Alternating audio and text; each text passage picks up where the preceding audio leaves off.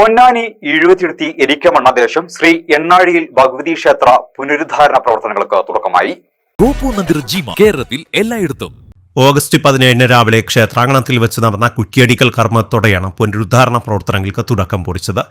ഏകദേശം 200 വർഷം കാലപ്പഴക്കമുള്ള ക്ഷേത്രത്തിൽ ഇന്നത്തെ സാഹചര്യത്തിൽ ഭൗതിക സൗകര്യങ്ങളും ശ്രീലകത്തെ തന്ത്രിക ക്രിയകളും കൂടുതൽ വിപുലപ്പെടുത്തേണ്ടതിന്റെയും അഭിവൃദ്ധിപ്പെടുത്തേണ്ടതിന്റെയും ആവശ്യകത മുന്നിൽ കണ്ടാണ് പുനരുദ്ധാരണ പ്രവർത്തനങ്ങൾ വിവിധ ഘട്ടങ്ങളിലായി പൂർത്തിയാക്കാൻ തീരുമാനിച്ചത്.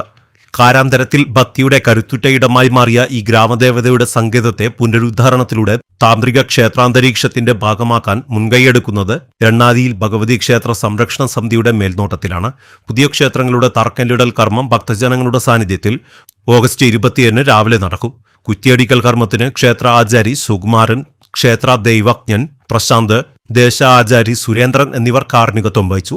ക്ഷേത്ര സംരക്ഷണ സമിതി president Ennazhiyil Mani, general secretary Sasidharan Erikkamanna, treasurer PA Gangadharan, executive committee അംഗങ്ങളായ VP ബാലകൃഷ്ണൻ, സുധീഷ് എണ്ണാഴിയിൽ, ഷറഫുദ്ദീൻ വലിയവത്ത്, പുതുക്കുടി ശ്രീരാജ്, വിഷ്ണു എണ്ണാഴിയിൽ, ദീപു എണ്ണാഴിയിൽ, രജേഷ് എണ്ണാഴിയിൽ എന്നിവർ നേതൃത്വം നൽകി. ക്ഷേത്ര പുനരുദ്ധാരണ പ്രവർത്തനങ്ങളിൽ ഭക്തജനങ്ങളുടെയും നാട്ടുകാരുടെയും അകമഴിഞ്ഞ സഹായ സഹകരണങ്ങൾ ഉണ്ടാകണമെന്ന് ക്ഷേത്ര സംരക്ഷണ സമിതി അഭ്യർത്ഥിച്ചു. ശ്രീ എണ്ണാഴിയിൽ ഭഗവതി ക്ഷേത്രത്തിൽ പുനരുദ്ധാരണ പ്രവർത്തനങ്ങൾക്ക് തുടക്കമായിരിക്കുകയാണ്. അതിൻ്റെ കുറ്റിയടി കർമ്മങ്ങൾ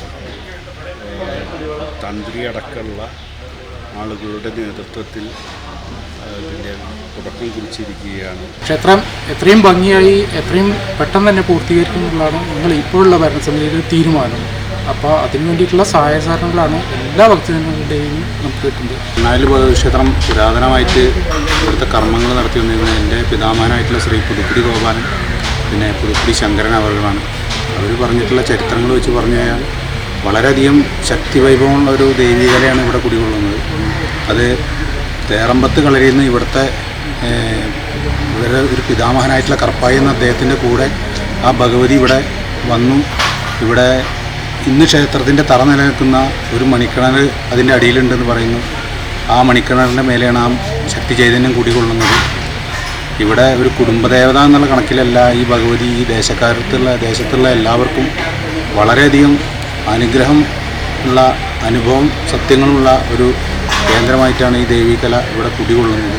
ഗോപൂർണ്ണ ജിമാർട്ടിൽ നിന്നും പർച്ചേസ് ചെയ്യൂ. ലക്കാലക്ക ഓഫർ നറുക്കെടുപ്പിലൂടെ ബമ്പർ സമ്മാനമായി നേടൂ. 25 കാറുകൾ, 100 വീതം ഗോൾഡ് കോയിനുകൾ, LED TVകൾ, വാഷിംഗ് മെഷീനുകൾ, സിൽവർ കോയിനുകൾ, കോടിക്കണക്കിന് രൂപയുടെ ഡിസ്കൗണ്ടുകൾ, cash back up to 30,000, 000 EMI scheme, ഗൃഹോപകരണങ്ങൾക്കും ഗാഡ്ജറ്റുകൾക്കും 70% വരെ ഡിസ്കൗണ്ട്. കൂടാതെ ജിമാർട്ട് അത്തം പത്തോണം ലാഖ്പതി ഓഫറിലൂടെ ദിവസവും ഓരോ ലക്ഷം രൂപ ക്യാഷ് പ്രൈസ്. ഗോപൂർണ്ണ ജിമാർട്ട് കേരളത്തിൽ എല്ലായിടത്തും.